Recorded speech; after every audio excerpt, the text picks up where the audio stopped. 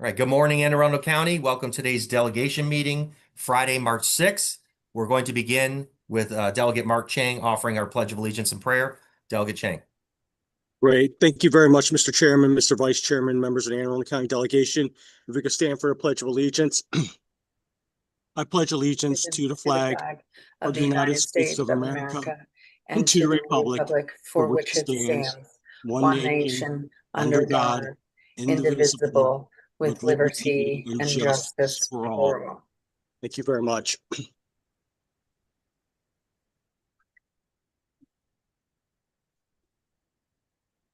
In Psalms chapter 90, it encourages us to number our days. And thus far this session, we've had 51 days to be able to serve the residents of Anne Arundel County, our communities in the state of Maryland.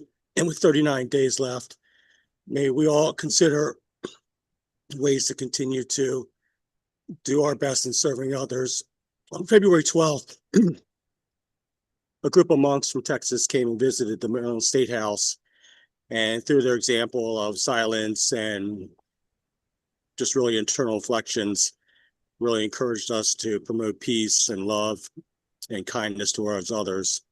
And in that spirit, if we may take this time of prayer to silently pray and to have reflection about how we may pursue in serving others the rest of this session. Please join us. Thank you. Thank you, Delegate Chang. I appreciate the prayer and the Pledge of Allegiance this morning. I do want to introduce a few guests. I know that we have Anne Arundel County Public Schools representatives. I'll introduce them when we get to that point. But for right now, I also want to welcome Senator Simon Ayer joining us today.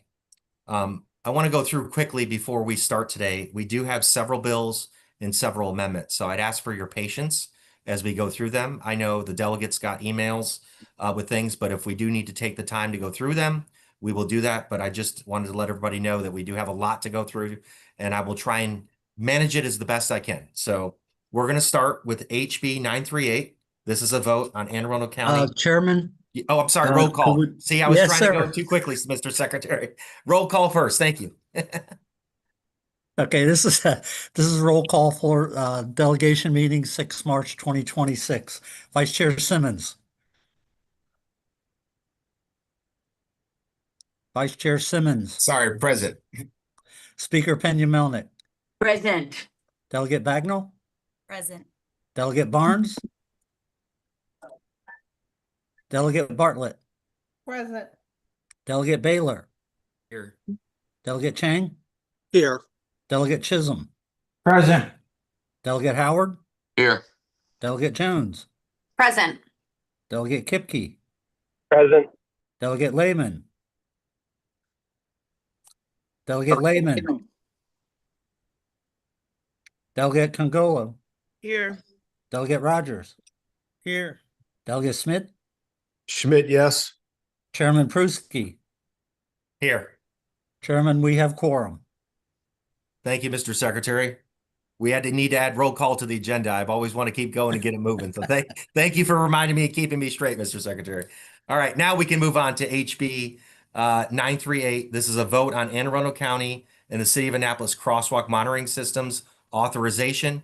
I'm going to turn it over to the bill sponsor. It's my understanding we have 3 amendments, and we'll go through each one. And if you would just read the amendment number and then discuss the amendment, I'll turn it over to Delegate Baylor. Thank you. Thank you, Mr. Chair. And sorry, colleagues, that there are 3 separate amendments. Next time, they will all be in one. But the first amendment is number 953228. This one, in summary, this amendment came about through conversations. There's other counties that are proposing similar legislation this year for the crosswalk monitoring systems. And one thing that we did last session, not at the delegation level, but at the General Assembly level, was we put in place data privacy protections related to all of these automated enforcement systems. And what this amendment does is incorporates those provisions and those protections into the authority of this crosswalk monitoring system. So if Anne Arundel County or the City of Annapolis were to use this authority, then it would be subject to the same data privacy protections as we already have in law. So that's in summary what this amendment does. Thank you. Is there any discussion on this amendment or a motion? Adopt the amendment. Is there a second? Second. Okay.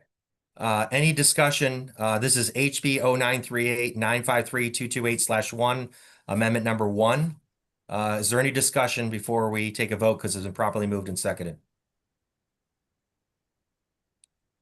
Seeing none, Mr. Secretary, please call the roll on amendment number 1. All right, amendment number 1 for House Bill 0938-953-228/1. Vice Chair Simmons, Yes. Speaker Pena, Yes. Delegate Bagnall, Yes. Delegate Barnes, Delegate Bartlett, Yes. Delegate Baylor, Yes. Delegate Chang, Yes. Delegate Chisholm, Yes. Delegate Howard, Yes. Delegate Jones, Yes. Delegate Kipke, Yes. Delegate Lehman, Delegate Congolo, Yes. Delegate Rogers, Yes. Delegate Smith, Yes. Chairman Pruski. Yes. Mr. Chairman, by a vote of 14-0 with 2 absent, that amendment passes. Thank you. Delegate Baylor, your next amendment? Thank you, Mr. Chair. This is amendment number 333927. And this amendment was at the request of the State Highway Administration. And in summary, what it does is it just clarifies that outside of using any of the revenue that may be collected under the program, to firstly go to the implementation of the program, that any additional funding has to go to actual infrastructure or safety improvements at the crosswalks where the violation occurred. So again, this language is being incorporated into the other similar bills working through different delegations down here, and it's at the request of the State Highway Administration. Thank you. Thank you, Delegate Baylor. Is there any discussion or motions on this amendment? Move the amendment. Second. Okay, we have an amendment on the floor that's been properly moved and seconded. Any discussion on the amendment? Mr. Secretary, we have HB 0938-333-927-1. Amendment, please call the roll. This vote before the delegation for House Bill 938, Amendment 333-927/1. Vice Chair Simmons, Yes. Speaker Pena, Yes. Delegate Bagnall, Yes. Delegate Barnes, Delegate Bartlett, Yes. Delegate Baylor, Yes. Delegate Chang, Yes. Delegate Chisholm, Yes. Delegate Howard, Yes. Delegate Jones, Yes. Delegate Kipke, Yes. Delegate Lehman, Yes. Delegate Congolo, Yes. Delegate Rogers, Yes. Delegate Smith, Yes. Chairman Pruski. Yes. Mr. Chairman, by a vote of 15-0 with 1 absent, the motion amendment passes. Thank you, Delegate Baylor. I believe you have one more amendment. Yep, last one. Thank you, colleagues. Thank you, Mr. Chair. The final amendment is amendment number 773-527. And this one is more of a, I would say, a technical amendment. This is also at the request of the State Highway Administration. It just says that if the city or the county want to put a sign on a state highway related to the monitoring systems, and they have to obtain the approval of SHA to do that. So that's in summary what the amendment does. Thank you, Mr. Chair. Thank you, Delegate Baylor. Is there any motions or discussions on the amendment in front of us? Move the amendment. Second. Okay, we have a amendment that's been properly moved and seconded. This is HB 0938-775-3527-1. Mr. Secretary, please call the roll. This vote for amendment to House Bill 938, number 773527/1. Vice Chair Simmons, Yes. Speaker Pena, Yes. Delegate Bagnall, Yes. Delegate Bartlett, Yes. Delegate Baylor, Yes. Delegate Chang, Yes. Delegate Chisholm, Yes. Delegate Howard, Yes. Delegate Jones, Yes. Delegate Kipke, Yes. Delegate Lehman, Yes. Delegate Congolo, Yes. Delegate Rogers, Yes. Delegate Smith, Yes. Chairman Pruski. Yes. Mr. Chairman, by a vote of 15-0 with one absent, the motion and amendment passes.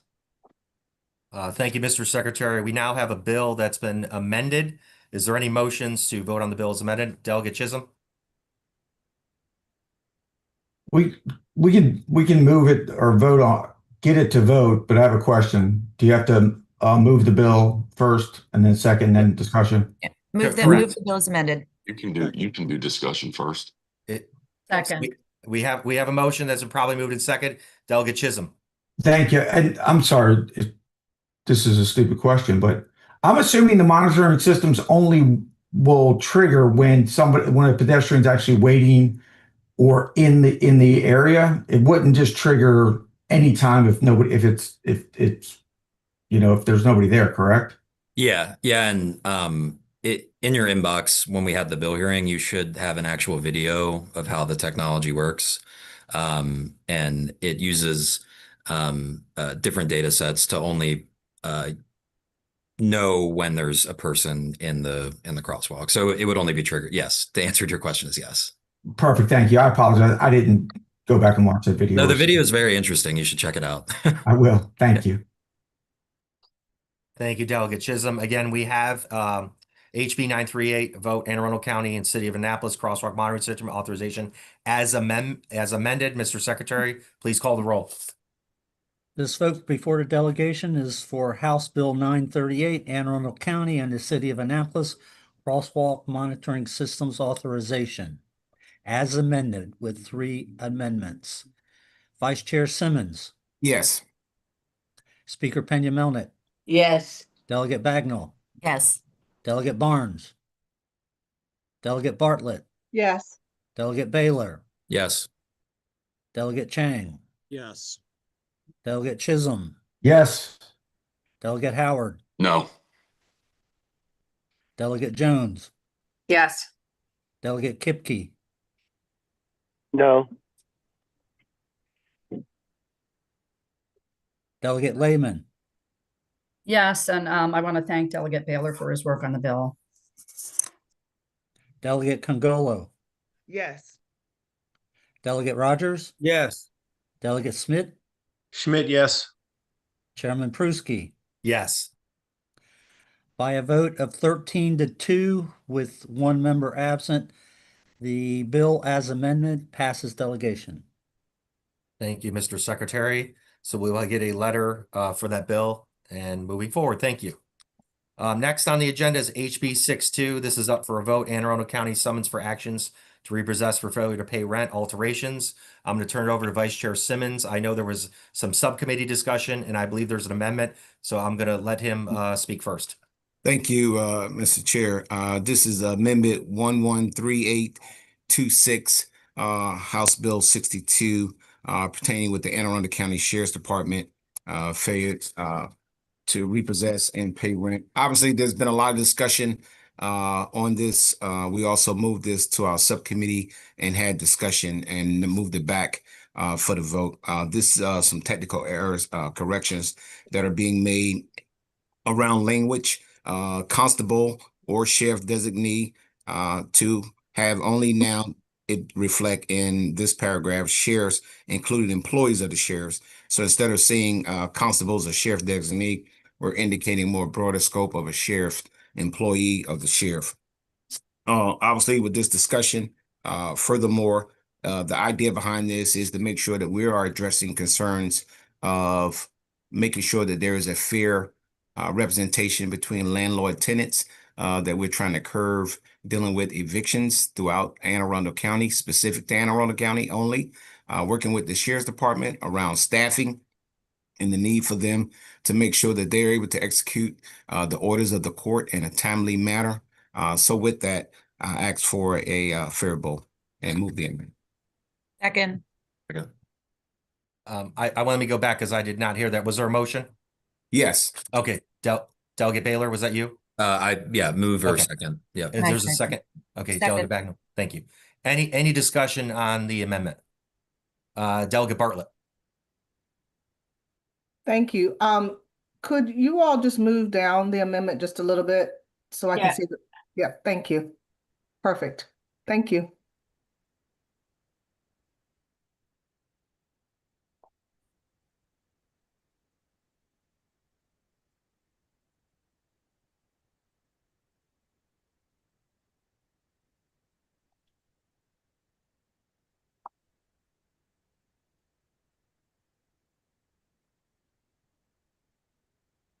Delegate Bartlett, did you have a question? Actually, I do. I'm sorry. No, it's I okay. I guess my question is how to use the mute button. But um it looks like we're going to the not before the 21st day. So at least we start. So the beginning is like 21st day and then Right. no later than the 30th day. That's what Right. I'm okay. Perfect. I just wanted to make sure I understood and it looks good. Thank you. Thank you. Thank you, Delegate Bartlett. It looks like we have Delegate Lehman and then Delegate Congolo. Yeah, no, thank you, Mr. Chair. I had the same question as Delegate Bartlett. Thank you. Thank you, Delegate Lehman. Delegate Congolo?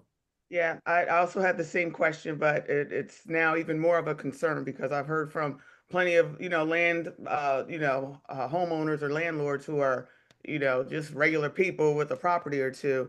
And it's essentially takes the process from 2 to 3 months. So, all right, thank you. Thank you. Delegate Chisholm? I don't know. Mine's more on the bill. Do you want me to hold it until we move the bill? I mean, right now on the floor, we have the amendment that's probably moved and seconded. So if you'd like to discuss it after we amend the bill, that's fine. It's up to you. Yeah, please. Just you can move the amendment. Okay. Delegate Chisholm. So Delegate Schmidt? Thank you, Chair. So in the amendment number 2, where it discusses not before the 21st day, no later than the 30th day, but we're now allowing the constable to do the job. We're still kicking this thing based on the amendment 3 weeks. If we're allowing the constables to do the job and they can get it done in the first 3 weeks, wouldn't it be best to allow the constables to complete the task, or the sheriff designer, based on this amendment? So obviously this, we had time to discuss this in subcommittee, which you was a part of. Right now where we stand is that this allows for a fair and accurate execution of the process at the sheriff's request and with the courts. Delegate Chisholm? Yeah, because this is on timeline. When we were hearing this bill, if I recall, they said that I asked about third part or the process servers, and they said the judiciary was not in favor of that. And I went back and looked at my bill, HB 229 from last year, of which I received a letter from Judge Morrissey. It says Chief Judge Morrissey aptly recommended allowing private process servers to post notices in these cases to address specific need, providing a solution for situations where sheriffs or constables encounter difficulties in serving court notices within the prescribed time frame. The process server would only be permitted to interview when the sheriff's officer or constable are unable to fulfill this obligation promptly, and that's when it was at 10 days. So I don't know if we got a letter to contradict that from Judge Morrissey, but it seems to me that Judge Morrissey and the judiciary was in favor of using third-party processors, which would alleviate a lot of the challenges the sheriff's department is having with getting these served in a timely manner. So I don't know if this is trying to, are we pushing this bill because they don't have enough time to do it, or are we pushing this bill because we want to give tenants more time to avoid eviction? I don't know what's really the Sure. So Delegate Chisholm, I appreciate your question. Number one, that you, like other colleagues on the subcommittee, had ample time to speak not only to the bill, but in subcommittee, which you did not attend, any concerns that you may have had at that moment. Judge Morrissey had met with me over several times, and at no time did he say anything about his position with you from last year. He did tell me about his position from this year, and that has been relayed to me as well as Sheriff Sesker. So do we have that in letter? And I'm sorry, I didn't know we're allowed to attend subcommittee meetings if we're not in that subcommittee. That's not my subcommittee. Okay, so if there's, well, I know you was coordinating with Delegate Schmidt in reference to it. So my thing is that we gave. I don't even know I was what do you mean I was coordinating? I mean that y'all met and y'all discussed it. That's what I mean. No, we did not meet. Yes, you did. You told me you did. You know what I'm saying? Okay, So one y'all at a was on time. Vice Chair Simmons, go ahead. Go ahead, Vice Chair Simmons, and then Delegate. Yeah, so y'all had time. There's no need to drag out the bill. We gave y'all all attention and all the fortitude to make sure that we're answering the needs and the concerns of the residents. At this time, I would like to move the bill. Okay, Delegate Chisholm, I did want to allow you to respond, or no, I just put forward the letter that I got from Judge Morrissey. Okay. And we can talk about subcommittees, later on, who gets to attend and who doesn't get to attend. Absolutely. I know we had Delegate Bartlett. Did you have? I want to make sure I thought I heard a motion. I guess we already have a motion. Okay. So I wanted to respond a little bit to the private process servers. That is not something that we were in favor of in Judiciary Committee. I just want to let you know some discussions we had there. Nothing formal, no letter, but it was not something that we were in favor of when my predecessor was chair. The other thing is, I think this bill addresses two things. And whenever I've talked to the sheriff, it was his intent to address two things. In fact, I personally did not want service at all. I don't like tacking on someone's door. We don't do that when there is a mortgage delay. We send mortgage letters in the mail. I wanted this to be served in the mail first.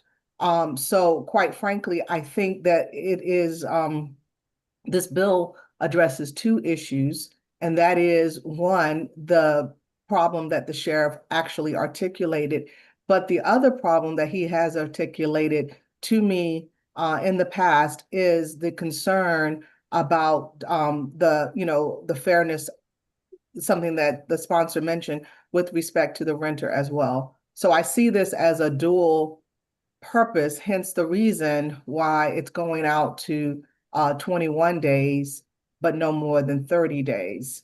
So I just wanted to make those comments and provide that insight. Thank you. We're going to go to Delegate Kipke and then Delegate Chisholm. Thank you, Mr. Chairman. I don't know if it's on the amendment or the bill, but I just want to voice my opposition to the bill. There's been a lot of talk about affordability. From my perspective and from the testimony, unless it's changed with these amendments, this increases another month from 2 months to 3 months that a property will go without rent being paid. That additional month is going to be socialized in additional costs for other renters. This drives up cost of renting in the county. So unless I'm wrong, and I'd love to hear that I'm wrong, but if there's going to be an additional month added on to those 2 months, that's an additional loss that's going to be made up through increases in rent to other properties. So, we're all this talk about affordability, which is very important to all of us. I fear that this adds to the unaffordability crisis that we have in the realm of renting a property. So I oppose the bill. Delegate Chisholm. Thank you, Mr. Chair. And to Delegate Bartlett, I appreciate that explanation. I'm just curious. I'm not a lawyer. I know that you're much more well-versed in this. Is it legal for us to, because I agree with you, I think it's a waste of the sheriff's time to actually go up and tack out. Is it legal for us to send it via certified mail? Mr. Chair, may I answer? Yes, you may. It's not legal yet because we don't have it in statute. I don't see any reason why we couldn't put it in statute. And I have talked to Judge Morrissey and about it. And they were concerned about the cost with respect to, postage, et cetera. But it would seem to be cheaper than, having a human being do it. I thought that was going to be the way that this bill was going to be discussed this year. So there must have been some communication that led the sheriff not to put that forward, Delegate Chisholm. I wasn't a part of that, but I know that that he has talked about that, and perhaps maybe this was a first step. I just can't speak to that. And I didn't put in an amendment to make it a postage only, so I can't, very well, defend that. I just wanted to give my position that I would prefer it to be at least first time or second time or whatever, I don't know, postage only, but to somehow mirror what we do with respect to mortgages. Yeah, I would agree with you. I don't agree with the timeline, but I agree that there's better use of the sheriff's time and probably safer to do it the way you're discussing. Thank you. Thank you. Since there was a question about the vice chair's intention, I'm going to turn it to him and then go to Delegate Howard. I'm sure you want to address that, Mr. Vice Chair. Sure, absolutely. So, like I said, we have had a lot of discussion about this. We definitely, in these discussions, have taken into account in reference to all citizens here in Anne Arundel County, including our businesses, meaning that those folks that are renting out and what that looks like for them. This is a fix that the sheriff believed to something that they are addressing and trying to advocate for the greater good. Sheriff Sesker is on the line, as well as Lisa. If the delegation need any more discussion in reference to it, they're here to answer any questions specific to the execution of these tack-ups and what it requires. Thank you. Delegate Howard. So I just wanted to say I do have some concerns about the trajectory of the bill as it goes forward over time, but mine's more of a procedural question, and I just want to make sure that we have not moved the bill as amended. We have only moved the amendment, correct? Yeah, on the floor is the amendment right now. It's been properly moved and seconded. Okay. Okay. Thank you. That's all. Thank you. Any further discussion on this amendment? So we have a motion on the floor that's been properly moved and seconded for HB 0062 1138261. There are two amendments with the packet that's available. No further discussion. Mr. Secretary, please call the roll on the amendment. I'm sorry. I apologize, Mr. Chair, and I know we have a lot to cover today. I just wanted to ask one quick question. I think I can't see, but I think someone said that Lisa Soros was on the line. Correct. Yes, Delegate Bartlett. I believe she is. May I ask her a question? Let me confirm that Lisa's here. I'm here. Okay. Yep. Go ahead. Okay. Lisa, could you just explain to the committee, to the delegation, what the process is? Because I think I'm here. I just want to make it clear with this amendment, what it does with respect to the time frame versus where we are now. If you could just explain that, please. Sure. So the way that notice of a failure to pay rent case works is the complaint is filed, and under current law, the complaint filing date triggers when the trial needs to be set. And the current law says 5 days after filing. Practicalities across the state have made it such that outside of Anne Arundel County, the earliest that courts are scheduling these trials for, despite the wording of the statute, is about 3 to 6 weeks out. What this statute or this bill does is it creates consistency for Anne Arundel County with the rest of the state. So regardless of the thinking on the timeline, what it does is put Anne Arundel County residents in the same timeline as the rest of the state. So now, instead of by following the law, which our judiciary absolutely requires, and setting it at 5 days after, they would have a window that's between 3 weeks and a month after filing, so that they're doing what other jurisdictions are doing throughout the state. Other jurisdictions have sort of taken it upon themselves Sorry if you can hear my dog. Other jurisdictions have taken it upon themselves to just move away from the constructs of this 1975 timeline. And our judiciary, for as long as I've been practicing in Anne Arundel County, absolutely refuses. They say they are bound by the letter of the law.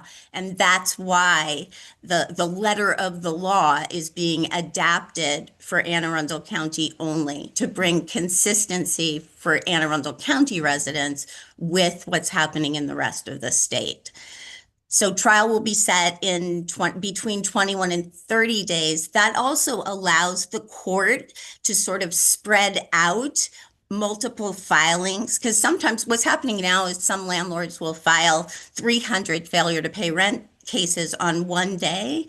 And by following the law, all 300 of those cases have to be set on the 5th day. The next day, we might have 5 cases filed by landlords. So you've got 300 cases overwhelming the court on one day, and very few cases the next day. This bill, by allowing that week window, would allow the court to spread out its docket a little bit better and have a bit more control over the volume. Thank you. Thank you, Mr. Chair. And on service, just one thing on service, mail and nail. So what they call it, they say mail and nail or tack. So mail is required right now. There must be a mailing of the complaint, and then also tack up on the door. Mail never works in Anne Arundel County because no one gets the notice of their complaint and notice of the trial date until after the trial is long past. Thank you. Delegate Congolo? Thank you, Lisa, for your explanation. And, I got to say, this is very personal to me as a landlord. I've gone through this process. It is horrendous.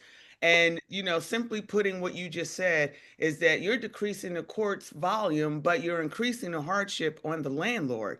Because now that they have that expanded window, now that, not only will that keep them from collecting rent for a longer period of time, then you have to do the whole turnover process of getting the house prepared for the next tenant. So honestly, I just don't see where this bill is fair to the landlord. But thank you for the explanation, Lisa. Thank you, Delegate Congolo. I do not see any other hands. We have the amendment that's been properly moved and seconded. Any further discussion? Mr. Secretary, please call the roll on the amendment. This vote before the delegation is for House Bill 0062, Amendment number 113826/1. Vice Chair Simmons, Yes. Speaker Pena-Melnick, Yes. Delegate Bagnall, Yes. Delegate Barnes, Delegate Bartlett. Yes, and may I explain my vote very briefly? I'm going to vote in favor of this amendment because, especially based on what Lisa just said, it also seems that this would expedite, we can get to the mail process eventually as a county. So thank you very much for letting me explain my vote. Delegate Baylor, Yes. Delegate Chang, Yes. Delegate Chisholm, No. Delegate Howard. No, explain my vote. I would like to see some bifurcation between smaller landlords, people that have additional, rooms on their houses and those type of things versus larger commercial style, let's just say landlords. So my vote is a no. Delegate Jones, Yes. Delegate Kipke, No. Delegate Lehman, Yes. Delegate Congolo, No. Delegate Rogers, Yes. Delegate Schmidt, Schmidt, no. Chairman Pruski. Yes. Mr. Chairman, by a vote of 9-6 with one member absent, the amendment passes. Move the bill as amended. Second. Okay. Any discussion? Delegate Chisholm? Yeah, I did have somebody send me a letter, somebody from, I don't know who it was, but from Judiciary. The actual Judiciary Committee were opposed to this bill, and they said that The judiciary is opposed to this bill in that it would contravene judiciary interests and policy, which favors procedural uniformity across jurisdiction. This bill creates service of process procedures specifically for Anne Arundel County, which would result in jurisdictions having different procedures in action to repossess for failure to pay the rent.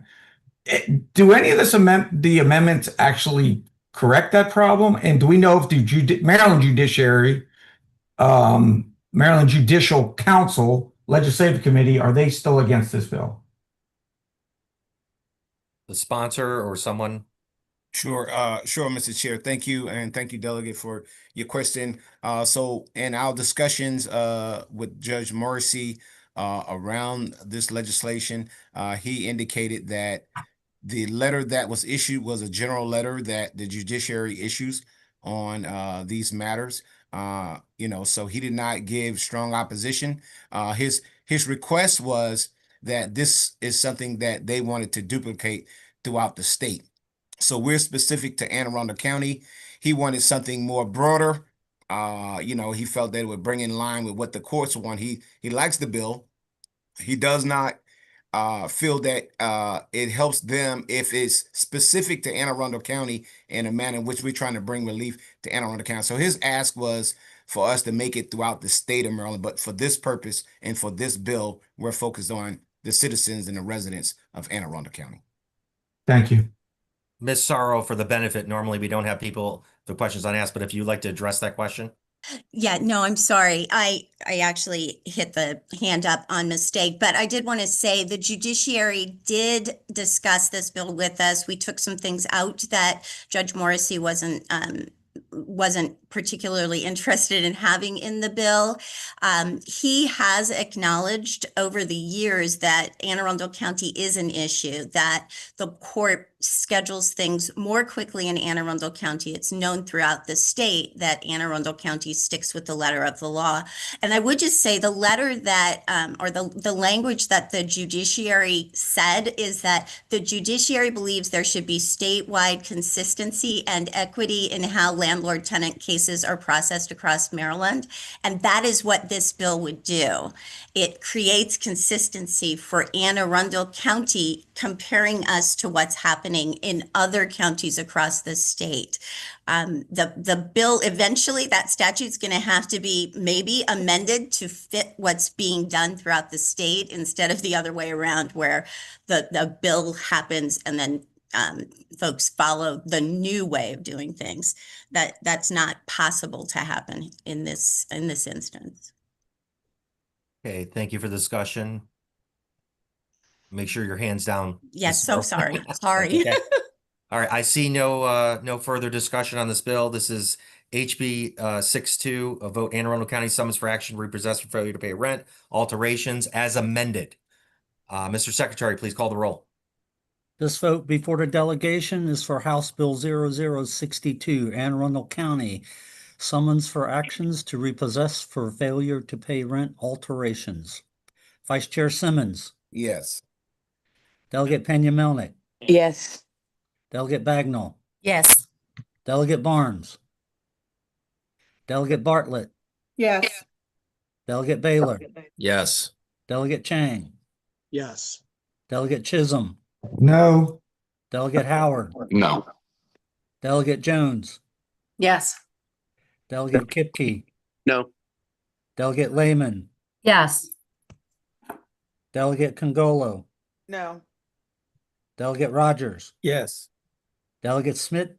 Schmidt, no. Chairman Pruski. Yes. By a vote of 10-5 with one member absent, the bill as amended passes delegation. Thank you, Mr. Secretary, and I'm sure you'll get a letter as we proceed like we do for all bills that pass through delegation. That is all the votes today. We do have our hearing today for HB 1424, Anne Arundel County Community Sewage Systems, Homeowners Association Control. I'm going to turn it over to Delegate Baylor. And Delegate Baylor, my understanding is you have several witnesses. So if you just call them as we go through so we can move this quickly. Thank you. Yep. Thank you, Mr. Chair. I'll be brief. Delegate Baylor from District 30A testifying in support of House Bill 1424. This bill is a request from the county executive's office, and it comes about through a specific situation that has occurred related to a sewage system at a private facility for a private HOA. There has been a significant amount of litigation with regard to the facility, with regard to who should be the controlling entity and the operator of that facility. Today, you'll hear from Ethan from the county executive's office. We also have Greg Swain from the Office of Law, as well as Jeff Tosi from the Maryland Environmental Service, who can all give their brief perspectives on the matter. But long story short, what this bill would do is it would set a very incredibly narrow exception in state law to allow this private HOA to become the controlling authority of this system, so long as there are a variety of conditions that are met. And at the same time, it does ensure that if in the future the private HOA were not able to fulfill the obligations, that the Maryland Environmental Service would come back and take charge as needed. This bill will really help alleviate an ongoing legal matter and help satisfy the concerns of all the parties involved. And with that, I would gladly turn the mic over to Ethan for further comments. Okay, Mr. Hunt. Certainly. Thank you very much, Delegate Baylor, for introducing the bill. I'll be very brief, and then I'm going to turn it over to our county attorney, Greg Swain, who's been involved in this and can give a really thorough explanation. But as Delegate Baylor said, this is to resolve an ongoing issue that has been percolating for at least 3 or 4 years with a development that was approved about 10 to 15 years ago. So state law requires that these private sewage systems have a controlling authority. I believe currently the controlling authority is MES. MES wants to divest themselves of being the controlling authority, and so this bill would allow the HOA to take over as the controlling authority. And with that, I will turn it over to our county attorney. Mr. Swain? Yes, good morning. Just by way of background, this bill really is aimed at a subdivision in southern Anne Arundel County, right by Rendition's golf course, called Southern Hills. It's a 24-lot subdivision that was built on a reclaimed surface mine. These are $1 million or multi-million-dollar homes, so it's a very affluent neighborhood. Because of the soil and because this was a reclaimed mine, they couldn't use traditional septic systems, and there's no public sewer in that area. So this is what's called a private shared sewage disposal system. In effect, it's a small wastewater plant that treats the effluent, and then there's a drain field similar to a traditional septic system. This is the only one of these in Anne Arundel County.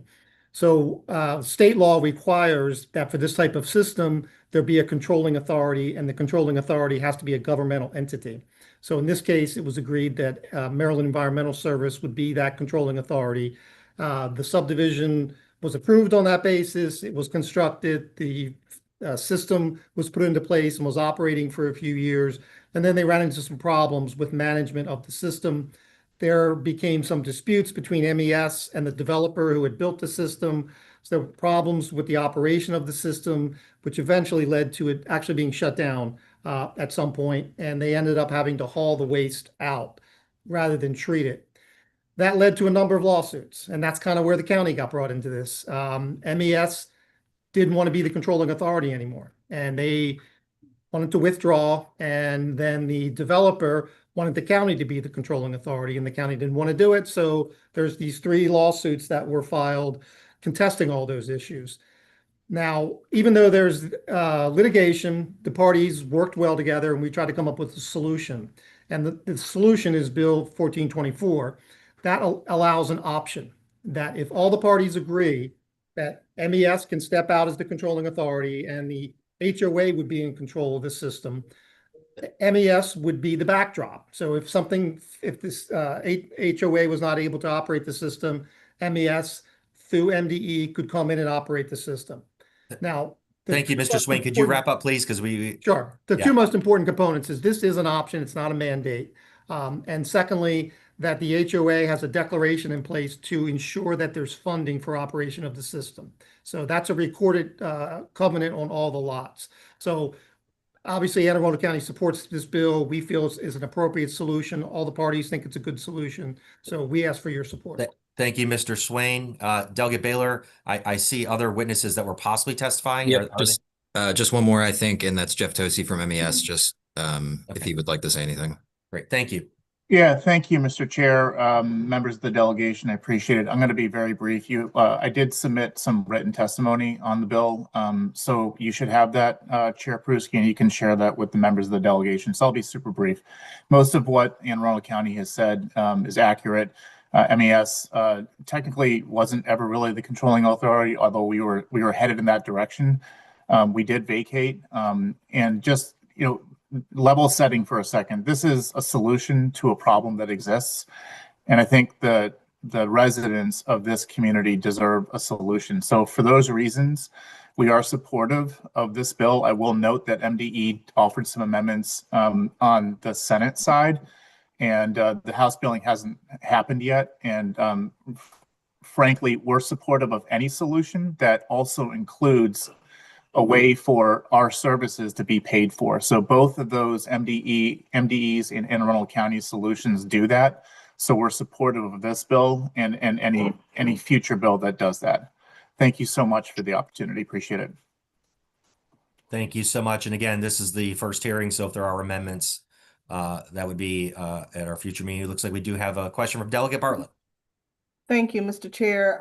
Delegate Baylor, has the Senate delegation voted this bill out or heard it or anything? I think the Senate works a little reverse than us. It had its hearing in EEE, and then it I think came up for discussion in the Senate, but they haven't voted it out yet. I don't think everybody was present at that Senate delegation meeting. Okay, thank you. Yep. Thank you. Or any further discussion on this initial bill hearing? Okay, seeing none, we will move forward. Thank you all for your patience. I know we had a lot to go through there and managing it. And again, I'll try and do roll call so I don't forget next time. It's probably the third time, but again, we're just trying to move through the agenda and move the business of Anne Arundel County forward. So thank you. I do want to take a moment because we have a guest speaker today. I know we have Dr. Bedell and members of the school system. I see Michael Dickerson, but I can't see who else is in the view. So I'm going to let the school system introduce everyone there, but want to thank you for being partners with us. And I'll pass it over to you guys. Thank you. Well, thank you, President. And we're excited to be here. We do this every year, where we give the delegation an update. And this actually is the time of the school year where we're going around and meeting with county council. We'll be meeting with city council, caucus of African American leaders, and we're going around and giving an update on pretty much the state of the schools. We will be willing to go and speak to anybody, anywhere, in terms of what we're doing in Anne Arundel County. So thank you for giving us this opportunity. We will go ahead and do quick introductions on who's in the room. We'll start with you, Grace. Good morning, members of the delegation. I'm Grace Wilson, Director of Legislation and Policy. Good morning, Michael Dickerson, Chief of Staff. Good morning, Ginger Henley, Network Assistant Superintendent for Network 3, Annapolis South River Clusters. And good morning, I'm Gloria Dent, the current President of the Board of Education. All right, so thank you, and I'll go ahead and get us started. I just want to spend the bulk of this time talking about some of the progress and some of the areas in the school district where we still have struggles. And I think it's important that our delegation understand where we are, what we're doing to attack these problems, and most importantly, that we do have a very viable, highly competitive school district that I think bodes well for the future of Anne Arundel County. We had our legislative breakfast not too long ago, where we shared the priorities of the board and AACPS regarding some common sense amendments to the blueprint. And I want to just go over those real quick. Removing national board certification requirement for administrators. We talked about that. Addressing blueprint funding challenges. We, as superintendents, have experienced concerns with both of those particular aspects of Blueprint. And I know that there has been some movement on this by the AIB and also by MSDE. We talked about some of the concerns that we had around delays with National Board Certification requirement for administrators, House Bill 490 and Senate Bill 311, that would just impact those during that period of 2029 through 2034. We've also encouraged legislature to remove this requirement altogether, because the reality is there is no statistical significance that I can find as an educator and as a researcher around administrators having been proven to improve student results. That's just, they're there as administrators to run a school. They've already met the requirements that, to me, already really certifies them as highly qualified educators in their particular roles. And I think board certification is mostly important at the classroom level. We have principals who do have it, but it's not a requirement on how effective a building principal will be. And then AIB and the MSDE, through joint policy, they have delayed money following the student provision of the Blueprint. I think that this specificity of it, I don't know if I pronounced that right. Specificity is. But the concern that I have with it is the movement that we have. We have some schools that are pretty volatile when it comes to enrollment. So if you end up having volatility with student enrollment, student demographic patterns, it can throw a school out of proportion, no different than a teacher. If you have to have certain types of teachers and a teacher decides to resign or retire, it really puts us in a constraint where we think that needs to be a little bit more broad. And I think at this point, there is conversation happening. We also want people to know that this delay does not address administrative burden for schools in meeting the money follows the student requirement. Because again, it is a significant burden on all of our schools to try to get each of these individual categories correct. And the volatility makes it even more harder because it's a moving target. And then additional flexibility in reporting expenditures at the school level is still needed. That's something that we will continue to advocate for. So those are just some of the minor things that we're focusing on this year. Let's talk about the school district.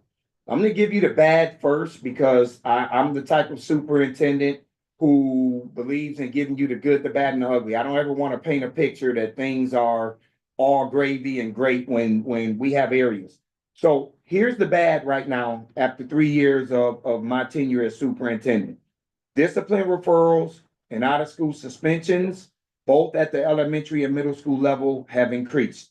And we're doing a deep data dive to look into that. Discipline referrals at the high school level has increased, although out-of-school suspensions have decreased. And then Algebra 1, it is the only area tested on either state-related exams or federal level exams that we have to take, or national normed exams where the school district had a regression. And we had a regression because we made a change in the course sequence. Anne Arundel County and many of our high schools were doing geometry, Algebra 1 and Algebra 2. The state says it should be Algebra 1, geometry, Algebra 2. So we ended up making a change to align with the state, and it cost us. We had a pretty big drop in our Algebra 1 scores, and we lost some kids that are strong test takers that would have given us higher scores. So that's the reason why we had to drop in Algebra 1. But everything else in the school district is up.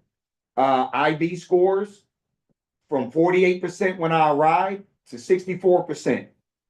AP scores from 61% to 67% over a 3-year period, with thousands or more of kids taking AP exams. We have 10 AP honor roll distinctions in our school district. 10 of our 14 comprehensive high schools that's been on board has won this college sports AP school honor roll. Crofton High School became our first ever platinum honor roll high school in the county. We've gotten rid of the gatekeeper model, and it's paying dividends because the increases that you're seeing in this data is African American students, multilingual students, free and reduced lunch students, Hispanic students. Those numbers have skyrocketed. Normally, when you open up the gate, you generally will have regression in how kids perform on AP exams. That didn't happen in Anne Arundel County. So that tells me that we have a bunch of highly intelligent kids that just weren't being given an opportunity.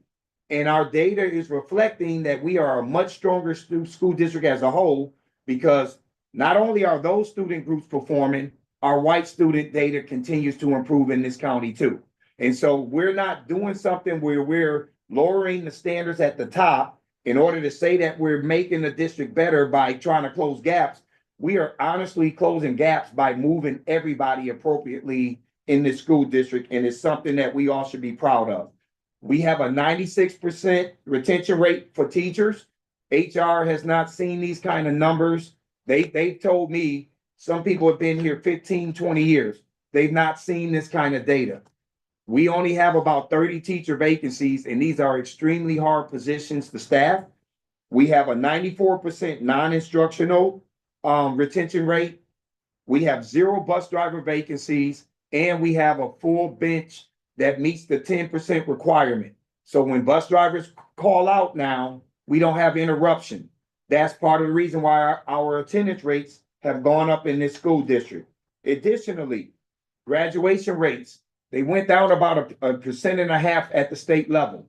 Anne Arundel County went up 0.4 points. So when you do the net gain, we've almost picked up a 2% of growth in graduation rates against the state. So we're not where we want to be with graduation rates. I think this district needs to be at 92 to 93%. We're at 89.9 or 88.9. But I think some of the changes we're making next year with the credit requirements, we're the only district in this region that requires kids to graduate with 26 credit hours. Every other school district requires 22.5 to 23. And we're going to align ourselves with that. So we want you all to know that we're doing well. And was that?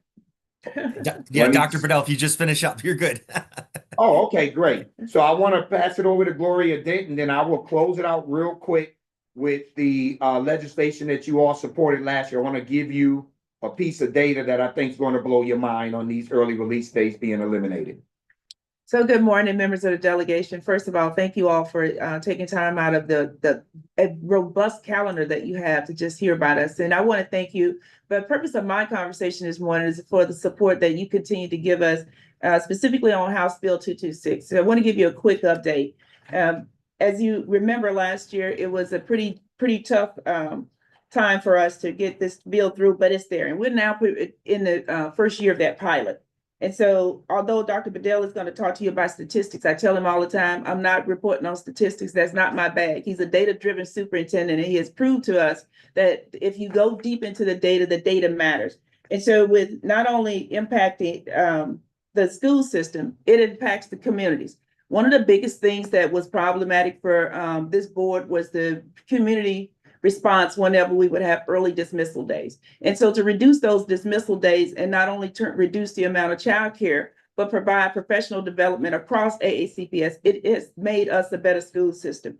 And so I want to thank you this morning and ask that you continue to support House Bill 226. And I would ask that and urge you to support the permanent change in the state law that will continue to allow AACPS to not only just meet the minimum hours, but be a fully developed school so that we can continue to progress and always go from good to great. We have a motto to belong, grow, and succeed. In order to do that, we need your help to continue to support this bill.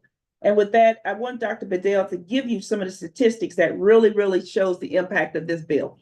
So as a result of looking at school year 24-25 compared to 25-26 at the elementary school level, eliminating the half day at the end of the grading cycle, last year we were at 90.11% with elementary. This year, 94.26%. That is statistically statistically significant when you look at that. Middle school, 91.86 to 94.71. High school, 91% to 92.55. African American students, 88% of them came to school last year on half day, 93.5 came this year. EL students, English language learners, 85% came last year, 92.69 this year. And then free and reduced lunch students went from 85.86 to 92.16. This change has also allowed for me to provide professional development to Unit 3 employees that we've never been able to provide. And now we're able to do it during the actual day when kids don't come to school. So we're going to publish this. This will be published in every research magazine that we can put it in as we collect more data. And for the delegation, we've done this to our kids for 20 years. Here's what I'll say. Good intentions, but they can have harmful impacts. Harmful impact on students. And I don't think we ever looked at the data in this manner to see who we were harming. And now we basically have eliminated the disparity gap in attendance rates by eliminating these early release days that we went from 12 and we'll be down to 4 now. So members of the delegation, Chair Pruski, if they have any questions, we're standing by for those questions. Yes, thank you. We do have a few questions here. I'm going to start off with Vice Chair Simmons and then Delegate Rogers. Thank you. And thank you, Dr. Bedell and your team, knowing that y'all have a heavy lift. Y'all continue to bring resources to our community, building on the promises of tomorrow with our families. I want to talk and ask you a question specific to special education and what's taking place in that space and what more we can do from a legislative standpoint to make sure that we're supporting the school initiatives around special education.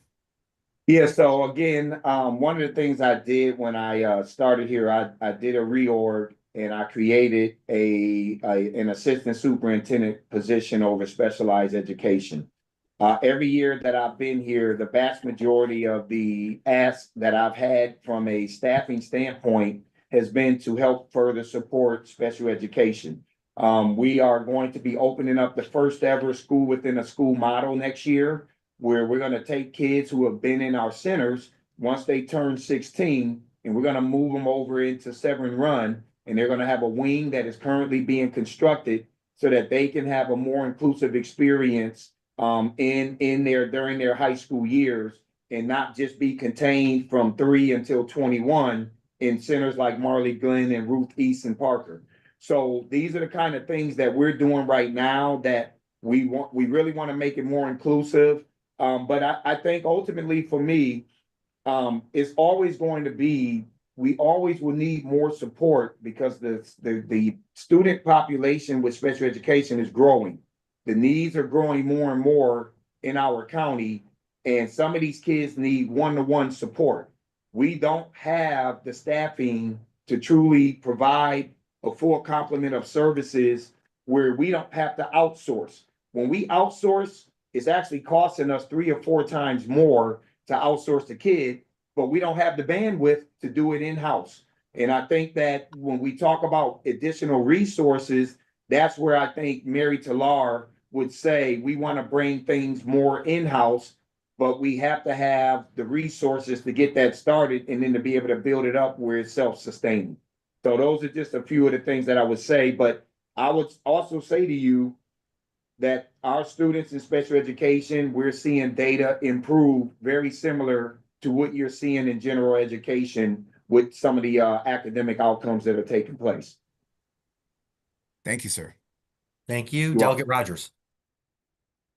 Thank you, Mr. Chair. So, Dr. Bedell, first, want to thank you and Mr. Dickerson for your team, for your leadership and the across the board successes in the county, and especially glad to see some of the improvements at North County and Meade. And of course, I'm sure it doesn't hurt having the principal of the year at Fort Meade helping drive some of that that change and success. But, leadership starts at the top. And of course, I would be remiss if I didn't throw a bone to President Dent, Dr. Dent, and her leadership on the board and all the things that she's doing. But I have a question, Dr. Bedell.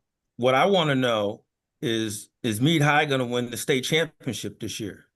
Yeah, so In it's basketball. interesting. It's interesting. We had a tough night last night with our girls. I watched all of the games on the computer because I couldn't make it to any because I had to speak out at Calvert County. The only one that made it last night was South River girls. We lost Severna Park. We lost Annapolis High School and Chesapeake High School. All of those teams got knocked out, but I'm proud they all made it into the final eight. On the boys' side, yeah, Meade is probably theirs to lose from what I'm hearing, but we also have South River boys still in. We have Broadneck boys still in. We have Southern boys still in, and then we have Meade. And I think most of those teams will play tonight. So we have a lot to be proud of, but I absolutely think Meade's team is just different. I think this is the year that they will probably bring home a state champion, and they've already got a whole bunch of other wins. The academic progress that's happening over there, they've been designated as, they won an award with Magnet Schools of America, being one of the best magnet schools in the country. And the superintendent of the year, but it's so much going on over there that the morale is off the charts right now. And these extracurriculars only help to create a stronger culture and climate in these schools when you have these types of programs like we have out here in Anne Arundel County. Well, I've mentioned to Coach Glick that I'm getting the resolution ready. And for the record, the last time they won the state championship was when my daughter was a senior there back in 2015. So go Mustangs. Well, we're looking forward to it. We're hoping that there'll be a repeat with South River. The girls went undefeated last year and they looked good last night. It was a nail biter, but I think they probably have a good chance of repeating. Thank you, Delegate Rogers. And I remember that championship too, because I was a council member and I bought the team rings. So hopefully we can look at that again. I don't see any other questions. I just want to take a moment to thank Dr. Bedell, obviously President Dent. Anytime we reach out to you, you're very responsive. And certainly you went through the achievements of the school system, and we just want to thank you. This is about partnerships, and on behalf of the delegation, I know we recognize Dr. Durr from Meade on the House floor. I believe he went over to the Senate too. So, there's good things happening, and that's what we have to talk about in Anne Arundel. So thank you for coming, and I appreciate you guys being here today. Can I just say one more thing? Because you triggered something. I do want to say this, and we met with school board members from Flint, Michigan yesterday and the superintendent.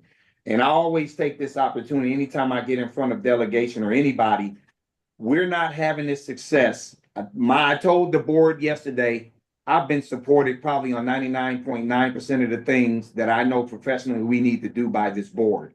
And if you don't have a supportive board that's not going to overstep and overreach and get in the way and let the professionals do what we do, we're not having this kind of success. So again, I want to give the credit back to this school board because they have allowed me to insert my craft and my style and how I believe we need to run a school district. And this is why I think we're having the kind of success we're having. Great. Thank you, Dr. Bedell. And I promise I won't call Michael Dickerson when Arundel Middle's closed so I can't coach a basketball game. I usually call him and bother him about that. So my apologies. My season's over. But we do look forward to the delegation purchasing the rings for either the girls basketball or the boys basketball team, whoever wins. I hear you. Absolutely. Thank you guys so much. All right. Take care. Have a great day. Seeing no further questions, before we have an entertainment motion to close today, I do want to remind folks, Mr. Secretary asked me to remind folks, we do have the one bill we heard today. It will be up for a vote if there's amendments. And also we have 2 Senate bills that are crossing over.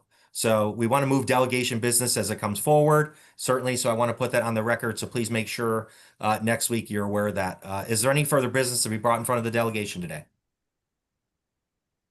Is there a motion to adjourn? So moved. Second. Second. Thank you so much. Have a great day. We'll